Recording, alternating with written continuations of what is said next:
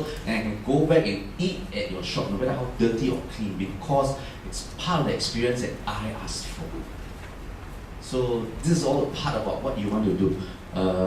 There's another fun thing I want to share. This thing about Singaporeans, very funny. I really don't know who we are anymore. You have French friends who study culinary, and they go overseas and become chefs. They all sell French food. Brazilians, they study their food culture, they come to Singapore, they set up churrascarias. Indian friends, they come here, same thing, they set up their little northern restaurants, and Singaporeans, we go and study, and they end up selling muffins. And Mexican restaurants, Italian restaurants. So where do we take that turn? Where do we make that wrong turn somewhere ago? Okay, next. Nationality, race. Yeah, of course, every dish has an identity. I mean, next time you go and eat, don't just engage in the function of that dish, whether it make you full or make you, or it's cheap. No? If you understand a little bit more about it, if you understand a plate of lor mee the way you understand In-N-Out burgers, for example, In-N-Out burger like that, lor mee, what's that? If you understand, it is so much, it's a world of history, you understand it mix, and then when you do understand that heritage, then you step back and say, my God, there's so many things I could do with this. It's not invented, it organically came from the ground, and you really must take advantage of this. If you're thinking from a commercial point of view, there are commercial opportunities, there are social, there are intellectual opportunities also. Next. Function, fashion, yeah, it's all about trends. Maybe I'm an old school Renaissance man. I cannot eat trends. I eat food. And excuse me if there are anybody here from the PR agencies, I'm very sorry for what I'm about to say, because there's only two types of food in this world. You and I know that. Good and bad, right? Everything else is nonsense and public relations. Even if you cannot pronounce it, eat, wow. You will see me like, what's it? Then you block. You know? Next, please. Yeah, you're still awake. Yeah, you think of your questions later. Yeah, next slide. Okay.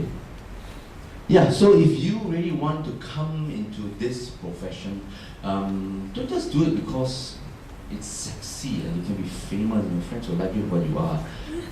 The other one is because you believe two things. It's very meaningful. You must understand that the given is that you got to work your ass off. No job here in today's context does not require you to work your ass off. You have to. But once you're okay with that, take on something meaningful. If you believe food culture is meaningful, then study exactly what you want to sell, who you want to sell. And I'll share with you. Hawkers make a lot of money. I wouldn't talk about you. I talk to another hawker. I know that personally because I do consultancy for all these food courts. This guy, he sells zi cha in town. He sells ha cheong gai. You know ha cheong gai, right? Prawn paste chicken, deep fried. And by the way, that's also unique to Singapore. Malaysia also don't have. Penang has a version that's got no better. Our ha cheong gai looks like goreng pisang.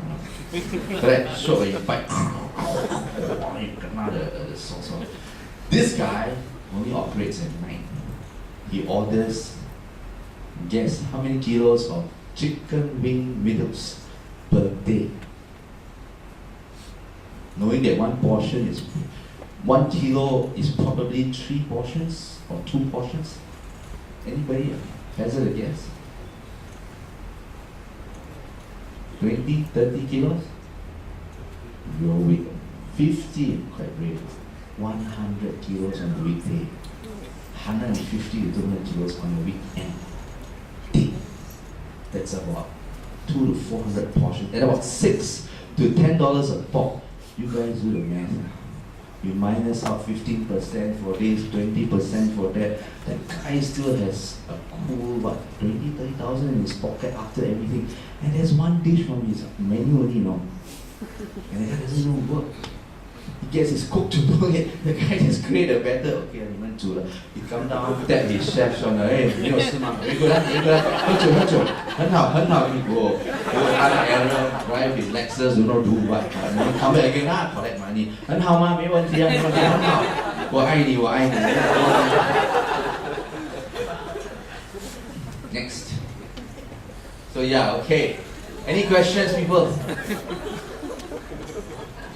Yes? You just mentioned about the food fashion. Can you elaborate more about this? Food fashion. I didn't elaborate because I don't believe in it. Full stop. How can food be about fashion? There are famous chefs, celebrities. You do things that are fashionable. Maybe you revive an old food culture. Damien, immigrants. Have you been to the immigrants restaurant at Juchet? The guy is Damien studied in Europe. I think he went to all these big famous schools, the Cordon Bleu and blah blah blah. And then he went to work in all these top restaurants in Sardinia, France, Italy, and he came back. He was among the first local to set up, besides people like Justin Craig or Vis-a-Vis, he set up Le Citrine French restaurant in the 90s, I think, early 90s. Some of you all may remember. After a while, give up. He hated all that shackles, that kind of food culture tied him up with you. He's a Eurasian. He grew up with all the cultures in Singapore in a kampong. He mixed with Malays, Indians, and then he said, heck it, man.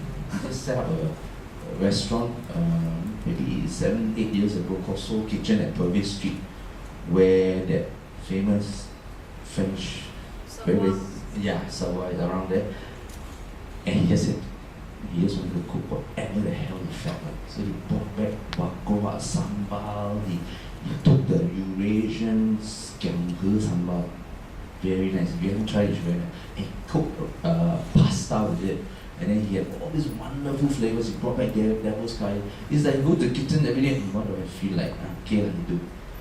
It was his soul. He wanted to put his soul onto the menu. And then he evolved, started getting a reputation. Today, he set up immigrants, a gastro bar. The guy just cooked more hyang lobak, fried rice, stuff. Some hawkers sell. That guy is brilliant. He didn't do anything to it. He bought this enamel pots. Those steamy enamel pots, and he put his lobak and his ammonia and he just throw on the table for you. Not that expensive, not that cheap. And he has a full bar. So you can go there and more hyang with a martini or Yamazaki whiskey. And it's a very nice atmosphere. And what's he doing? He's just repositioning street food. So it's a bit of fashion, you may call it, but it works. I don't call it fashion. Yes? You mentioned about Asian street food culture. That is a very good point, that it's easy to sell street food to any country. But what about oily food, sour food, salty food in Asia, in Singapore? Is it easy to change people's taste buds in other countries like Japan, Europe, America? You will help promotion board.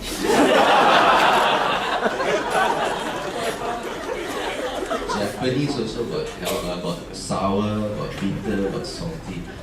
I mean, who cares if it's salty, bitter, sour, if you do it well? When you tuck into a salad of some Thai salad, all the flavors are sweet, sour, spicy. Last thing you think about, will the Japanese like it because it's sour? They don't use ponzu, they don't care because it's nice, it's culture. The dish goes back, it goes back to history in Thailand. When you eat that, I'm eating a part of heritage, and there's so much more meaningful. So do not market by flavors. That's the other thing that I was going to ask you initially. We find that a lot of times when we're in a foreign country and eat what we call Singaporean food, it tastes like rubbish, but the locals there love it. So my question is, what's your take, your personal take on, catering to local taste buds. I think the chefs, the Singapore chefs that go overseas, 他没这样子，被骗了哦。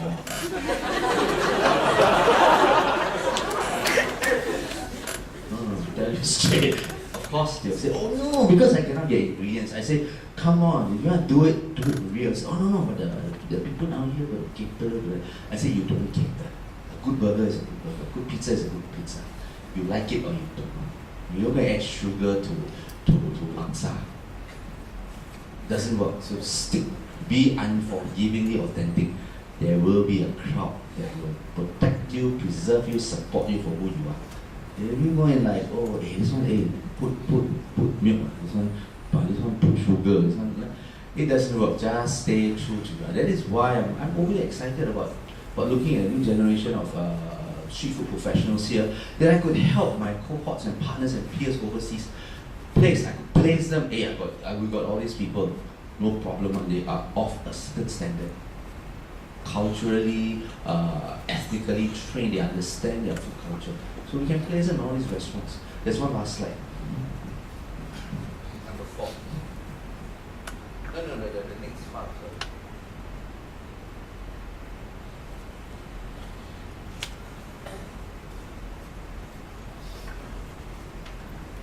So yeah, what is comfort street food? Ding! Next. Yeah, so because it was a comfort street food is a food culture of desperation. People back in the day, when everybody came here to work, no makan, no In-N-Out burgers or no fancy fast food joints. Then some people brought their comfort family street food recipe and heritage onto the street. Put a table, put a stove, and they cook. That's what the birth of street food in Singapore. And in the 1950s, the government here already counted 24,000 itinerant vendors on the street, selling fresh produce, food, and junk on the street. So the government in the 60s cleared them. Even you should know the exact date. Hawker committee. And the government cleared them from the streets. They want to, and created hawker centers. And I just heard that it was not because they wanted to clear them from the street and create hawker centers. They wanted to clear the drains. The hawkers and they go into the drain. Somehow it goes back to your tap water. So they had to stop that. The original purpose was to have clean water. But guess what? It gave birth to a truly organic, very loving and endearing food culture of ours. Next picture. Next. Yes, 80% of the world rely on, so you can click the other stuff on this page. I didn't come out with these figures. The World Economic Forum says about 11%, 12%. We don't know how many thousand million Chinese millionaires coming to the market every day. Maybe there are 12% of the world that owns 90% of the world's wealth. So the rest of them, like you and me, ever so often we very often rely on comfort street food. I don't just talk about Singapore street food, your burgers and all that. Yeah, comfort street food. It came from the streets. And it's a very untapped, unstudied culture. Next. So yeah, okay, the World Street Food Congress is something I felt I should do after 16, 17 years doing Mahan Sutra. It's an amalgamation of everybody's energies, ideas, ideals, and aspirations into one platform. So this whole event has a few functions. If you're just into eating, there's a mega feasting, music and demo where we invite top street food masters, your Tin Tin Ci and your Katong Laksa, people from around the world, including Peru and the top food trucks in America. We'll be bringing them here. These are Michelin star street food stars. There's a big party, 40 of these people there. And then the other one, could you click on the other side? Click again here. It will happen on the 31st May to 19th of June this year, then take one more at the F1 pit building in the paddock, where Seetoh2 did an event on there. And the idea is to take street food from the street market, your street pasar malam, into the world market. There's a huge untapped opportunity, the big green field, which will answer a lot of your questions that you will have in mind today at this event next. How So we're gonna have 2 or 3 platforms. A dialogue. One is a dialogue where one floor above all that feasting and dining and partying, we are having a conference of up to maybe 700-800 people down there, top minds of the world, celebrities, thinkers, captains of the industry, advocates, social, enterprise people, just philosophers. They will all be there to talk about what can we do about this. Even the WHO is very interested. They are engaging the Singapore government on how they could structure a street food model for the rest of the world to follow. And Singapore is a leader. So of course they have to address the masses. It has to be cheap, hygienic, safe. So they are also very interested, not just you. Next. So the place is basically to eat, think, connect, and do. Next. The objective of this whole World Street Food Congress is 3 P's. One is to preserve, the other one is to professionalize. A lot of hawkers, like Salam himself, you go to the store, they have that thing, but if you let somebody else who are unaccustomed to their culture, when you see an Indian rojak store, straight away wow, they got to look like that, right? Racks and all that. But if you let somebody who's not accustomed to it look at that from another part of the world, the guy will have different ideas. Oh, I see something else, another way of presenting it.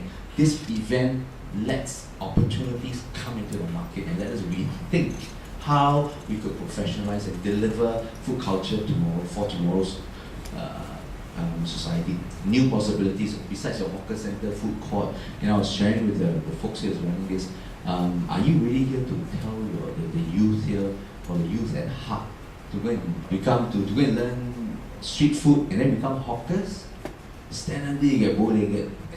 Have you seen hawkers like that? It's real, no? Your veins are all bursting, So sometimes you got to rethink about operational hours, health issues. These kind of things are wonderful to address in platforms like this. And then the hawkers will be there at the event to share their stories, their trials and tribulations. So you open up a huge dialogue on this culture, new possibilities. What else besides all this? What can we think up of when once we bring all the professionals of this industry at that event? Next. So this whole event, the World Street Food Congress, is about food and identity, of course. Next. People and professionals, of course. If there's no people and their skills, there will be no food. Next. Industry, corporations, big, huge world food manufacturers who are always looking at new ideas. What's the next big product besides laksa sauce, laksa packs? So they also want to study, because remember 80% of the world eat this food culture. Next. And we are also having at this event a recognition program. We will be giving out awards to the world's best street food masters, not just the hawkers, but the best blogger, the best food city, the best organization, the best restaurant concept, anything. Anybody, any energy, any organization that participates or engages in this street food culture, comfort street food culture, we will award them. Next. So the dialogue and this whole event, we just click on all the slides. Different types of people and more. Your restaurateurs, your professionals, your educators, manufacturers, media commentators, even the believers, those who what opportunities are there? There are lots of opportunities besides just being a bow-legged hawker who's very rich. Even the financiers and believers. You may not believe this. You come up with a very good, coherent street food business model. You go to a bank, people will give you microfinancing. They believe in this. They really do. Next. So it's going to be held somewhere there, at the pit somewhere there. Next. So the whole program, click on everything. 10 days of makan, party, street music, we're going to keep it cheap. Food court prices, thereabouts. Because it's a temporary thing, we're going to build temporary kitchens. And there's a premium to this kind of setup. And over 2 days, there will be a dialogue. Everybody can share their problems, aspirations, and views. And we have a series of private little parties along the 10 days. Anybody can attend, just sign up for it. And eventually click on it. On the 9th day, we hand out the awards. Next slide, please. So a little bit about us. We are 16 years old. Click all the slides. We started, I gave up, not really gave up, I switched from my professional photographer career as a photojournalist. I say sian. Because if you look at food, food is everything. There's stories, there's photography, there's everything. You can do so many things. So that's why we dabbled into food guides, we ran food operations. We don't really make a lot of news about it, but the Food Republic concept is ours. We developed this, we were their consultants. We were the first to put a kitchen in front. If you go to the first Food Republic food court at Wisma area, it was completely our idea. When they asked us what we should do, I said you should put forth the sexiest component of the food culture in people's face, which is the cooking. Eating, yeah, but when you watch you stand on there, you line up, you watch a fella crack the egg, and he put all the fish cake, and then he fry it. The anticipation builds, man. That's what I call it's a sexual, that's the foreplay. You must set it in food culture. Now everybody is doing it. So yeah, we're happy we set this trends and standards. Apps, webs and iApps, yeah, we put a lot of stuff in there, but there's too many information now, you get lost in the web. So believe what you believe. Don't just click onto anything. Events, yeah, we do a lot of events. Singapore Tourism Board, we work a lot. We bring hawkers overseas for Singapore Day. We all have a lot of fun. And I thought, we should really do this World Street Food Congress. It must be done. And we do a lot of consultancy, we do a lot of food TV. Food TV, I like doing food TV, but I'm not an entity ordained. I do not rely on it as a living, so I don't do a lot of shows. For those who are asking, where's my new show and all that. Okay, next. Some of the things we have done over the years. Click, click, click, click, click, click, click, click. Any questions from anybody, please? Oh, you're overshot with one. Some more questions, thank you. Anybody else, maybe you have time for maybe 1 or 2 questions? Yes. Hi, you talk on a lot of aspects of food, but I'm really interested in one aspect which you didn't mention, is about food wastage. As much as I think we all love food and we eating a lot, I feel there's this rising phenomenon of people wasting more and more food, and I was just wondering if F&B operators can come in to work something out about this issue. What's your take on it? You should bring this issue up. I've always known the big food wastage are the big food companies. Your hotels, your restaurants are mega food wasters. The hawkers, if they're professionally trained, they know how much to buy. As a humble hawker, your wastage is minimal, because wastage means a direct hit on your pocket. Correct, huh? So you don't buy, under buy better than over buy. I say, habis, no more, okay, come back tomorrow. Better than, throwing it away. So these are issues. Although I didn't bring it up, I expect these things to be raised in the course of doing the event. One more question? Yeah. Do you believe that there's no space for healthy food in hawker fare? Do I? I always ask. I even at the HPB's Healthier Food Seminar. Food. The food as it is, our hawker food, they're already healthy stuff down here. There are stuff that will shorten your life too. Already there, you don't have to brown rice or less sugar, everything. Just don't eat stuff that's already, when you don't feel like eating oily. You look at the Teochews, look at what they do, their food, they are very simple, they're very healthy, And of course, there are the other versions, they're very oily stuff. So when you know your food, you can pick it. Today I feel like healthy, hence I can still commit all these sins and keep my calorie level within that thing, without compromise. Okay, everybody, thank you very much. Hope to see you at the